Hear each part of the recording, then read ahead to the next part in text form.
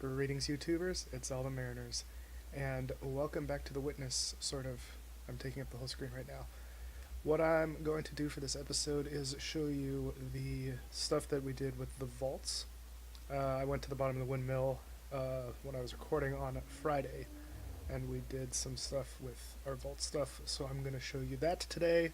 I will continue and show you guys the mountain on Friday. So I hope you guys enjoy. I'm I'm here. Wait, is that a... Ooh, hold on. It is. Oh no, it's... Wait, how would I... Where do I... I don't... I'll figure it out later. That cloud is still there. It's still bothering me. Okay. Let's go down here. And solve the 3 vaults that I have seen. I have them screenshotted and saved here for me to look at on my computer. So, first things first, we want this to go around like that. Am I looking at that correctly? Yes. And then up, over, around. Like that.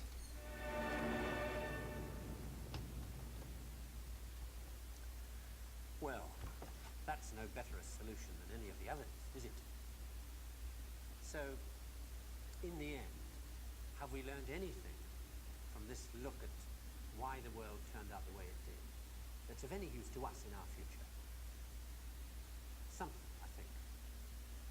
That the key to why things change is the key to everything. How easy is it for knowledge to spread?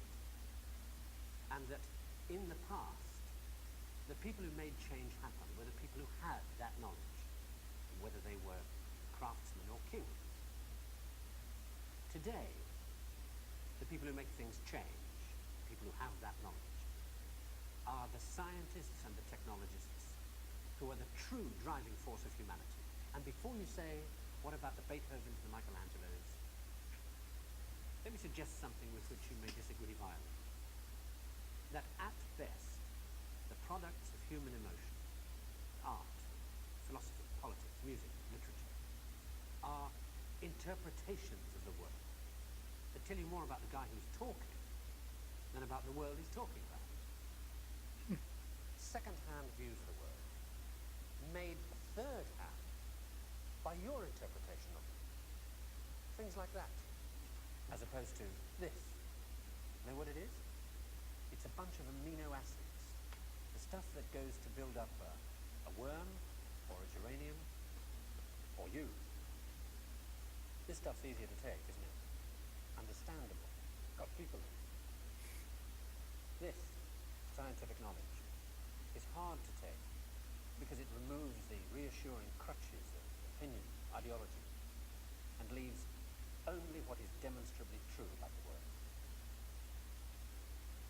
And the reason why so many people may be thinking about throwing away those crutches is because, thanks to science and technology, they have begun to know that they don't know so much, and that if they are to have more say in what happens to their lives, more freedom to develop their abilities to the full, they have to be helped towards that knowledge that they know exists and that they don't possess. And by help towards that knowledge, I don't mean give everybody a computer and say help yourself. Where would you even start? No, I mean trying to find ways to translate the knowledge, to teach us to ask the right questions. See, we're on the edge of a revolution in communications technology that is going to make that more possible than ever before. Or, if that's not done, to cause an explosion of knowledge that will leave those of us who don't have access to it as powerless as if we were deaf, dumb, and blind. And I don't think most people want that. So what do we do about it? I don't know. But maybe a good start would be to recognize within yourself the ability to understand anything, because that ability is there, as long as it's explained clearly. And then go and ask for it.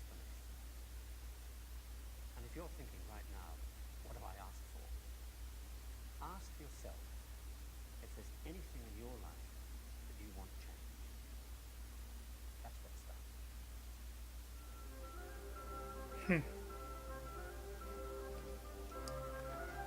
It's really interesting because as we as we go towards the new year, I'm actually thinking about things I want to change about myself. So it's really philosophical, and it really kind of hits to me at this very moment. So I'm gonna do the other two that I know. We're gonna listen in on what the game has to say about it. I believe this is. And so, by a backhanded, upside-down argument, was predicted that there is in carbon a level of 7.82 million volts, and then experiments in the laboratory with carbon show indeed that there is. And therefore, the existence in the world of all these other elements is very closely related to the fact that there is this particular level in carbon. But the position of this particular level in carbon seems to us, after knowing the physical laws, to be a very complicated accident of 12 complicated particles interacting. So I wish to illustrate by this example that an understanding of the physical laws doesn't give you an understanding in a sense of understanding significance of the world in any way. The details of real experience are very far often from the fundamental laws. There are, in a way of speaking in the world, we have a way of discussing the world which you could call, we discuss it at various hierarchies or levels. Now, I don't mean to be very precise, this as a level, as another level, as another level, but I will indicate by describing a set of ideas to you, just one after the other, what I mean by hierarchies of ideas. For example, at one end, we have the fundamental laws of physics. Then we invent other terms for concepts which are approximate, who have, we believe, the ultimate explanation in terms of the fundamental laws. For instance, heat. Heat is supposed to be the jiggling, and it's just a word for a hot thing is just a word for a mass of atoms which are jiggling. For that, fundamentally, we should think of the atoms jiggling. But for a while, if we're talking about heat, we sometimes forget about the atoms jiggling. Just like when we talk about the glacier, we don't always think of the hexagonal ice, the snowflakes which originally fell. Another example of the same thing is a salt crystal. Looked at fundamentally, a lot of protons, neutrons, and electrons. But we have this concept, salt crystal, which carries a whole pattern already of fundamental interactions, or idea like pressure. Now, if we go higher up from this, in another level, we have properties of substances like refractive index, how light is bent when it goes through something, or surface tension, the fact that the water tends to pull itself together, is described by a number. I remind you that we have to go through several laws down to find out that it's the pull of the atoms and so on. But we still say surface tension, and don't worry when we're discussing surface tension of the inner workings always. Sometimes we do, sometimes we don't. Go on. One of the faces looked really funny. With the water, we have the waves, and we have something like a storm. We have a word for storm, which represents an enormous mass of phenomena, or sunspot, or star, which is an accumulation of things. And it's not worthwhile always to think of it way back. In fact, we can't, because the higher up we go, we have too many steps in between, each one of which is a little weak, and we haven't thought them all through yet. And we go up in this hierarchy of complexity, we get to things like frog, or nerve impulse, which you see is an enormously complicated thing in the physical world, involving an organization of matter in a very elaborate complexity. And then we go on, we come to things, words, and concepts like man, and history, or political expediency, and so forth, which is a series of concepts that we use to understand things at an ever higher level. And going on, we come to things like evil, and beauty, and hope. Now, which end is nearer to the ultimate creator, or the ultimate, in this form? I make a religious metaphor. Which end is nearer to God? Beauty and hope, or the fundamental laws? I think that the right way, of course, is to say that the whole structural interconnections of the thing is the thing that we have to look at, and that the sequence of hierarchy, that all the sciences and all the efforts, not just the sciences, but all the efforts of intellectual kind, are to see the connections of the hierarchies is to connect beauty to history, is to connect history to man's psychology, the man's psychology to the working of the brain to the neural impulse to the chemistry, and so forth, up and down, both ways. And today we cannot, and there's no use making believe we can, draw carefully a line all the way from one end of this thing to the other. In fact, we've just begun to see that there is this relative hierarchy. And so I don't think either end is nearer to God. And to stand at either end and to walk out off the end of the pier only, hoping out in that direction is the complete understanding, is a mistake. And to stand with evil and beauty and hope, or to stand with the fundamental laws, hoping that way to get a deep understanding of the whole world with that aspect alone, is a mistake.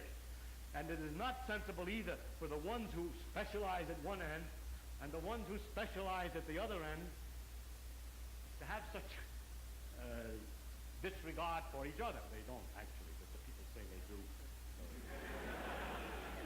But that actually the great mass of workers in between, connecting one step to another, are improving all the time our understanding of the world, both from working at the end and working in the middle. And in that way, we are gradually understanding this connection, this tremendous world of interconnecting hierarchies. If you expected science to give all the answers to the wonderful questions about what we are, where we're going, what the meaning of the universe is, and so on, then I think you could easily become disillusioned and then look for some mystic answer to the problem. How a scientist can take a mystic answer, I don't know, because the Holy Spirit still well, never mind that. I don't understand. But anyhow, if you think of it, the way I think of what we're doing is we're exploring, we're trying to find out as much as we can about the world. People say to me, are you looking for the ultimate laws of physics? No, I'm not. I'm just looking to find out more about the world. And if it turns out there is a simple ultimate law that explains everything, so be it. That would be very nice to discover. If it turns out it's like an onion with millions of layers and we're just sick and tired of looking at the layers, then that's the way it is. But whatever way it comes out, its nature is there and she's going to come out the way she is. And therefore, when we go to investigate it, we shouldn't pre-decide what it is we're trying to do except to find out more about it.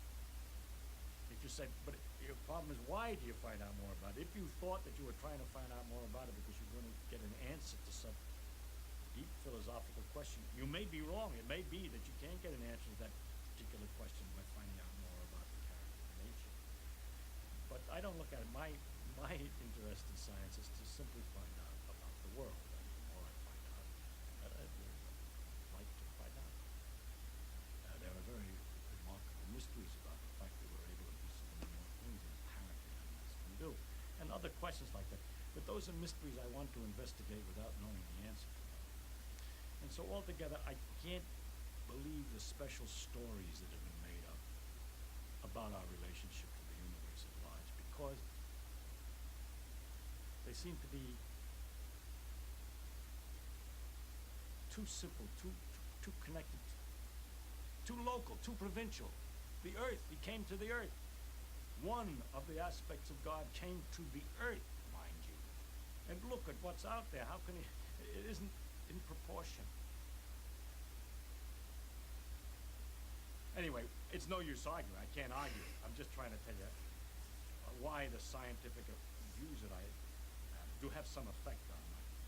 It also, another thing, has to do with the question of how do you find out if something's true? And if you have all these theories of the different religions, have all different theories about the thing, then you begin to wonder. Once you start doubting, just like you're supposed to doubt, you ask me, is the science true? You say, no, we don't know what's true. We're trying to find out. Everything is possibly wrong. Start out understanding religion by saying everything is possibly wrong. Let us see. As soon as you do that, you start sliding down an edge, which is hard to recover from. And so with the scientific view, or my father's view, that we should look to see what's true and what may not be true. Once you start doubting, which I think to me is a very fundamental part of my soul is to doubt and to ask. And when you doubt and ask, it gets a little harder to believe. You see, one thing is I can live with doubt and uncertainty and not knowing. I think it's much more interesting to live not knowing than to have answers which might be wrong. I have approximate answers and possible beliefs and different degrees of certainty about different things, but I'm not absolutely sure of anything, and then many things I don't know anything about, such as whether it means anything to ask why we're here, and what the question might mean. I might think about it a little bit. If I can't figure it out, then I go to something else. But I don't have to know an answer. I don't feel frightened by not knowing, by being lost in a mysterious universe without having any purpose, which is the way it really is as far as I can tell, possibly. It doesn't frighten me.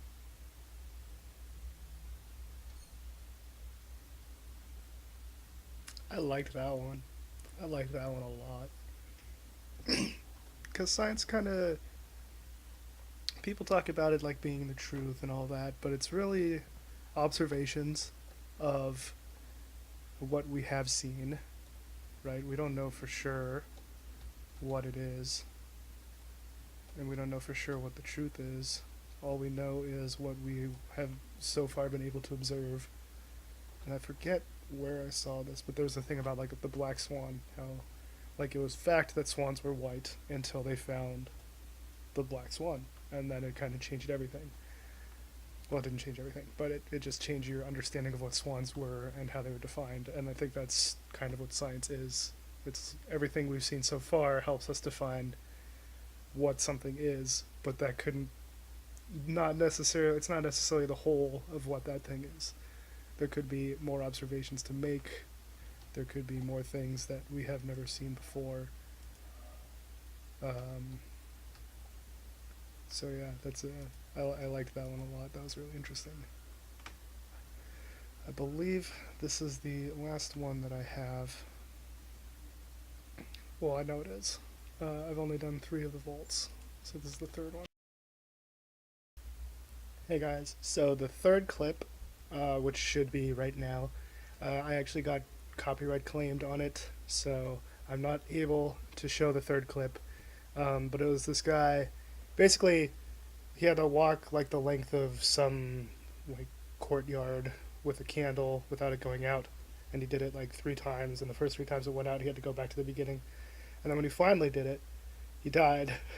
And I think he died. I don't know. And then it started snowing, and then it just ended, and I have no idea what happened, and I'm still confused about it, which I'm gonna say again in my outro because it's past me doing the outro. But anyway, I wasn't able to show it, and I tried a few different things, and it wasn't able to work, which is why my video didn't go up yesterday. So my video is uploading tonight.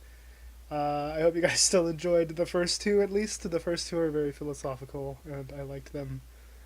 It's kind of good to think about the things that they said. But the 3rd one was really just this guy, and I have no idea what it's from. I didn't look it up or anything, but I got copyright claimed, and I wasn't able to show it. So, hope you guys understand. You can probably find it if you're really interested. But I'm still going to tackle the mountain on Friday. I'm going to do the outro right now anyway with Past Me, so I'll let him take it from here. What? What? I'm so confused. So that's the videos from the vault. There are 3 more. I only have 3 out of the 6. So I'll have to look around, and I'll probably just have another episode where I do the other 3. That last one is still weirding me out. I have no idea what happened there.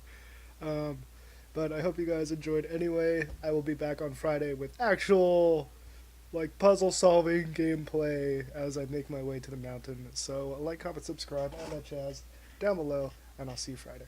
Peace.